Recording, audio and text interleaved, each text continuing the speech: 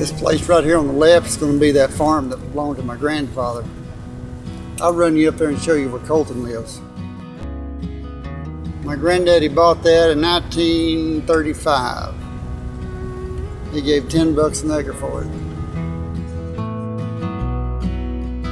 My paternal grandfather came from Ringling, Oklahoma, just down the river, across the river, around east of Waurika. And they came up here, I believe, in 7 wagons. And there were like 6 brothers and 2 girls, I think. My grandfather ended up buying a farm just outside of town where my son has his home now, just out west of Truscott, about a mile. He bought that farm in 1935 because he had worked for Jim Craig.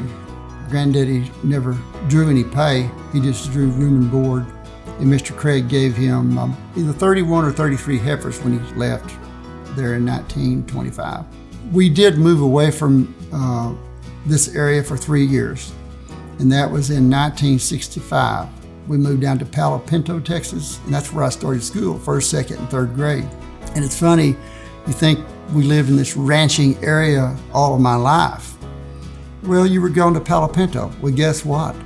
Palo Pinto, back in the early days, was the dropping off point.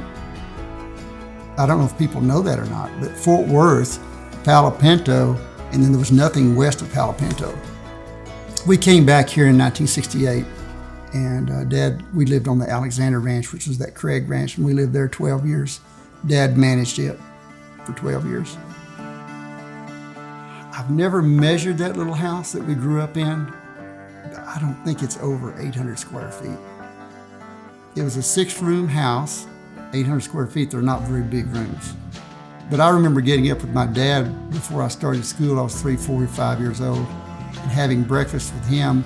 And over in the southeast corner of that house, you'd walk across the floor in the wintertime and you'd hear rattlesnakes rattling under the house. That was something I always remember, playing around there, but it was fun going up there. We had a lot of fun.